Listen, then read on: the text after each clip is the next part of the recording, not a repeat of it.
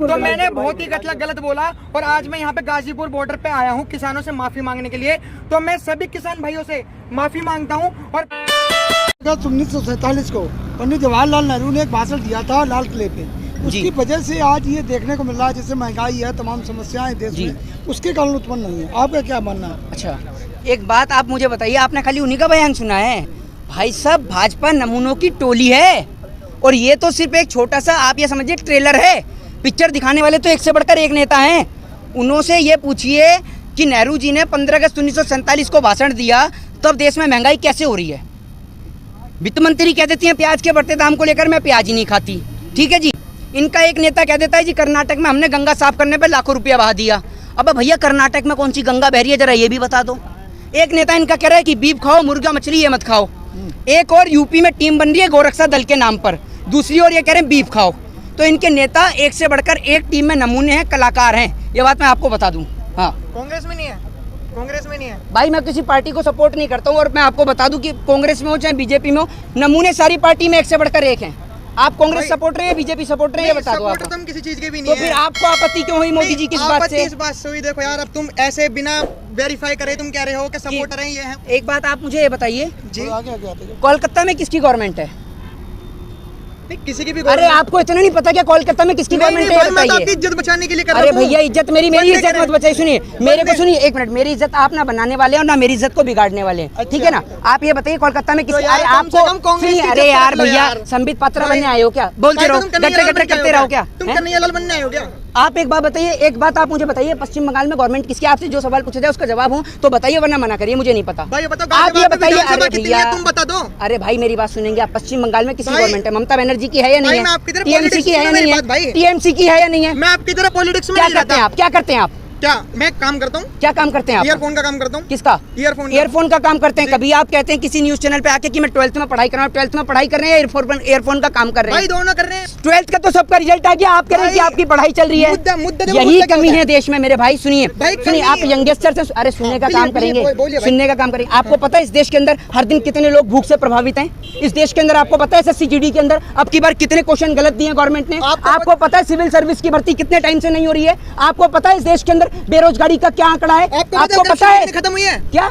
आपको पता है करप्शन कितनी खत्म हुई है? करप्शन कितनी खत्म हुई है आप बता दो। भाई एक बात बताऊं, अरे आप बचा हुआ है ना, करप्शन सुनिए, देश बचा हुआ है। हाँ, ये सरकार की वजह से अच्छा, तो ये बता दीजिए बाकी जो देश हैं जहाँ पर मोदी जी नहीं है, वहाँ का विकास हो रहा है या नहीं हो रहा? नहीं हो रहा, बर्बाद है भाई। तबाह होते हुए भी तबाही नहीं दिखती मेरे भाई। ये अंधभक्ति है, इसकी कोई दवाई नहीं दिखती। SSC का जो मैं आपको बता रहा हूँ आंकड़े कि 3000 से ज्यादा लोग जो भूखे सोते हैं। हंगर इंडेक्स में ग्लोबल 100, पता है आपको ग्लोबल हंगर इंडेक्स क्या है? पता है आपको ग्लोबल हंगर इंडेक्स क्या है? देख रहे हो आप नेगेटिव चीजों, पॉजिटिव चीज आप गिना दो, पॉजिटिव चीज आप गिनाइए। एक मिनट रुकिए, आप ये गिनाइए मोदी जी के पॉजिटिव फायदे। आप मोदी जी के पॉजिटिव फायदे गिनाइए, क्योंकि मैं भी नहीं जानता हूँ। बिल्कुल आप गिनाइए। अरे मैं बता रहा हूँ भाई, शिक्षा अच्छी हुई, शिक्षा अच्छी हुई, बिल्कुल। कहाँ अच्छी हुई बताइए? एजुकेशन का बजट, एजुकेशन का बजट, एजुकेशन का बजट, एजुकेशन का बजट गिनाइए। अरे भैया मैं आपको गिनवाने को तो मैं इतने अरे हो जाएगी। कहाँ पे हुई है शिक्षा अच्छी है तो बताइए भाई? दिल्ली में हुई है। यूपी में स्कूल नहीं खुले, आप शिक्षा बेहतर हुई है?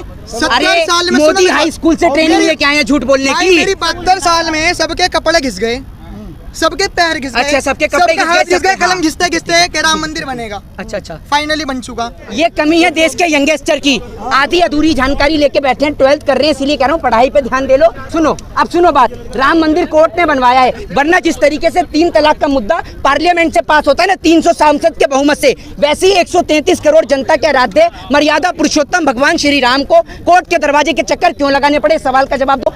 बीजेपी ने बनवाया है राम मंदिर। अरे मेरा हाथ मत पकड़ो। मैं, अरे भैया मैं सुनिए, क्योंकि अंधभक्तों की कोई दवाई नहीं है, ये अंधभक्ति की कोई दवाई नहीं है। आप 10 रुपए दोगे राम के नाम पे? अरे सुनिए, हमारे राम, अरे मैं बता रहा हूँ, सुनिए हमारे राम की जो आप बात कर रहे हो, ठीक है। आपको पहली बात मेरे भाई ने बोली शिक्षा अच्छी हुई, ये नहीं पता कहाँ अच्छी हुई। जैसे बोला ना, क्या सुनने का दम रखोगे? ठीक है भाई, बोलो भाई। जैसे योगी जी ने एडवर्टाइजमेंट किया ना उत्तर प्रदेश का एडवर्टाइजमेंट दिल्ली में कि 4 करोड़ रोजगार मिला, ये नहीं पता कहाँ मिला। ऐसी भाई ने बोला शिक्षा अच्छी हुई, लेकिन ये नहीं पता कि कहाँ मिली। दूसरी बात, इन्होंने बोला राम मंदिर। अरे देश की 133 करोड़ जनता के आराध्य मर्यादा पुरुषोत्तम भगवान श्री राम, उनके लिए 10 रुपए का चंदा देंगे? अरे देश के अंदर ऐसे ऐसे लोग हैं, सरकार है जो हिंदुओं की सरकार अपने आप को बताती है, वो राम के नाम पे चंदा मांगती है। नया संसद बनाने के लिए, पीएम कार्यालय बनाने के लिए कोई चंदा नहीं, और राम के नाम पे चंदा। किसान बैठा हुआ है, इसको किसने चंदा दिया है? ये बैठा हुआ है, आपको अच्छा लगता होगा ना? बिल्कुल अच्छा नहीं लगता भाई। तो अच्छा नहीं लगता तो ये मोदी जी से कहते क्यों नहीं? आपके या आपकी सरकार के किसी नेता की इतनी औकात नहीं है कि इनके हाथों को खरीद सके, इनकी कीमत लगा सके। सुनिए, अरे सुनने का दम रखिए, सुनने का दम रखिए। ये हाथ जो देख रहे हैं, इनकी जो खाल सुकड़ी है, ये घर में बैठ के या फिर वो पीएम कार्यालय में बैठ के नहीं हुई। इन्होंने पैसा अपना सींच के, जब सुबह 4 बजे प्रधानमंत्री मोदी अपने कार्यालय में बैठे होते हैं ना, तब ये उठकर देश की जनता के लिए पेट भरता है। और दुर्भाग्य इस बात का है कि आप जैसे लोग इसके हाथ का अनाज खाते हैं और गाली भी इसी को देते हैं। इसीलिए कहता हूँ, समझिए, पढ़िए, लिखिए। मैं तो अनपढ़ हूँ, आप एजुकेटेड हो। आप ये बताओ, अगर 3000 करोड़ रुपए अगर पूरे देश में बांटे जाते तो कितने रुपए आते हैं? एक बात आप, हाँ मैं आपको बताता हूँ, 133 करोड़ की आबादी है, 3000 करोड़ की सरदार पटेल की मूर्ति का जो रॉ मटेरियल आपने बताया, इसको ये सुनिए, ये संबित पात्रा वाले एक्शन जो डिबेट्स वाले हैं ना, ये वहाँ दिखाइएगा। पहले ये बताइए, देश की आबादी कितनी है, जनसंख्या कितनी है? 135 करोड़। और अगर 135 करोड़ नहीं हुई तो फिर क्या करेंगे? पहली बात तो फिर तुमने स्टैटिक्स नहीं पढ़ी। ऑफिशियल स्टैटिक्स आंकड़ा पढ़िए, ऑफिशियल स्टैटिक्स आंकड़ा पढ़िए। आज तक कभी भाई होता ही नहीं है, ऑफिशियल नहीं होता, नहीं होता भाई। कौन कहाँ नहीं होता? कोरोना के चक्कर में हमारी देश की इकोनॉमिक्स इतनी डाउन हो चुकी है ना ब्रो। देखो यार, ये पढ़ के मत बोलना यार। अरे मैं पढ़ रही है, मैं फोन आ रहा है, फोन भी नहीं देखे तो हमारे देश की इकोनॉमिक्स कैसी होगी? जितनी आपकी मर्जी है, उससे छोटी उम्र से बोल रहा हूँ, जो पढ़ने की मुझे जरूरत नहीं है, ठीक है ना? आप कृषि कानून के बारे में बताइए, ठीक है ना? कृषि कानून के बारे में बताइए, आप बताइए कृषि कानून के बारे में बताइए। पढ़ लिया हो तो किसी तो भाई 3 कानून है कृषि कानून। अरे बताइए, व्हाट इज द, अरे यार एक मिनट सुनिए, एक minute, what is the meaning of contract farming? What is the meaning of contract farming? क्या है कॉन्ट्रैक्ट फार्मिंग? अरे मेरी बात तो सुनिए, what is the meaning of contract farming बताइए। बता रहा हूँ भाई, कब बताएंगे? कल बताएंगे। सुनेगा तभी तो बताऊंगा। क्या 24 करोड़? सुनेगा तो बताऊंगा। 24 करोड़ किसान है अपने देश में, उधर उधर लगभग 24 करोड़ किसान है देश में, जिसमें कि 10 करोड़ किसानों के पास अपनी जमीन है, 14 करोड़ किसानों के पास नहीं है।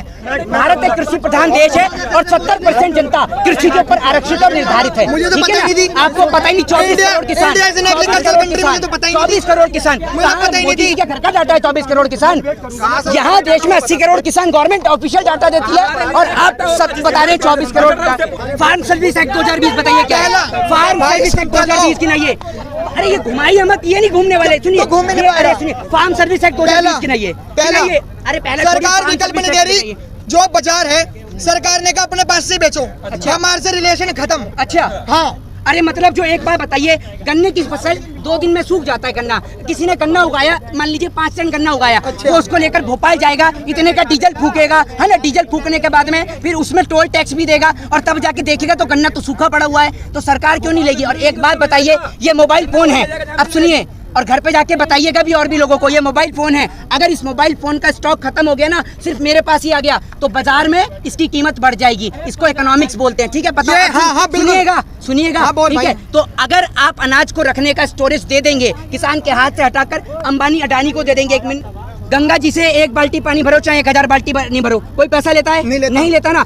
अब वही फ्री में मिलने वाला पानी जब मल्टीनेशनल कंपनी की नजर में आता है, तो वो इसको 10 रुपए लीटर, 20 रुपए लीटर किन्ने और बिस्लरी के जरिए बेचते हैं। तो ऐसे ही जब किसान की फसल इनके हाथ में लगेगी, तो जो आलू आपको आज, हमें और आपको 20 रुपए किलो, 30 रुपए किलो मिलता है ना, वही आलू का दाम शायद 50 रुपए किलो, 100 रुपए किलो हो जाए, तो आप कहाँ से ले पाएंगे? और ये देश का गरीब किसान जो मेहनत करके, पैसा करके, APMC एक्ट के तहत 2006 में मंडियां बंद कर दी गई बिहार में। जानते हैं आप क्या APMC? बिल्कुल बताइए क्या है? अरे आप सब कुछ APMC एक्ट की फुल फॉर्म बताइए, बताइए APMC एक्ट क्या है? तो बीच में क्यों बोलते हैं आप?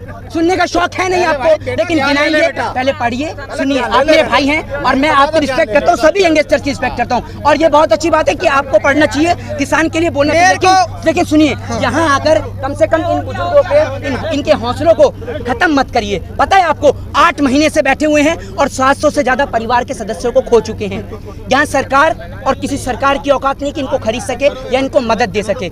ये यहाँ बैठे हुए हैं सिर्फ इसलिए कि अपनी आने वाली पीढ़ी को बचा सके इन गुलामी की जंजीरों से, ठीक है? तो यहाँ खड़े होकर ये मुंह में नखून चबाने से कुछ नहीं होगा। अगर आप इन्हें समर्थन देने के लिए, समर्थन देने के लिए, सुनिए, 2 समोसे के आपको खाना भी खिलाएंगे, 2 समोसे भी, सुनिए, 2 समोसे ये आपको खाना भी खिला के भेजेंगे, खाना भी खिला के भेजेंगे आपको, ठीक है? और पूरे देश को, किसानों का, अरे इतना बड़ा दिल है, आपके परिवार को भी लंगर खिलाएंगे। मैं तो 2 समोसे का खाना भी खाता हूँ। अरे पूरा देश इन किसान का अनाज खाता है, आंदोलन को बदनाम नहीं करूंगा और यहाँ मैं सभी किसानों से माफी मांगता हूँ। बोलो आप इस बात को। सर मैंने न्यूज 24 में मेरे को नॉलेज नहीं थी किसी भी चीज की, लेकिन मैं ऐसे ही चला गया और मतलब हाँ मैं बहस करने के लिए, और मैंने किसानों के बारे में मतलब उसने मुद्दा उठाया था कि किसान ऐसे ऐसे आ रहे हैं, कुछ लोगों का कहना है कि पैसों में आ रहे हैं, ये है वो है, तो मैंने बहुत ही गलत बोला और आज मैं यहाँ पे गाजीपुर बॉर्डर पे आया हूँ किसानों से माफी मांगने के लिए।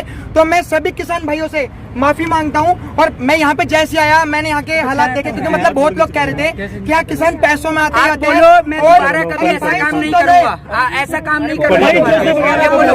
आप बोलो कि मैं दोबारा ऐसा काम नहीं करूंगा, मैं दोबारा ऐसा काम नहीं करूंगा। और भाई ये मैंने और ये बोलिए कि यहाँ कोई किसान पैसों से नहीं आता है। मैंने यहाँ पे आके देखा कि ये लंगर वंगर काफी बहुत अच्छी तरीके से मतलब मैं पहले हाँ लंगर भंडारा में मतलब मैं पहली बार आया तो मैंने यहाँ पे भी खाया, उन्होंने मतलब मेरे को बहुत ज्यादा इज्जत से खिलाया, पता होते हुए भी कि मैंने किसानों के बारे में ऐसा बोला है और मतलब मेरे को इतना अच्छा लगा। तो मैं सॉरी कहना चाहूंगा और जितने भी युवक हैं जो सोच रहे हैं, जिनकी ब्रेन मेंटेलिटी ऐसी है कि मतलब किसान पैसों में आते हैं, ऐसा कुछ भी नहीं है। मैं यहाँ पे आके देखा और मैंने यहाँ पे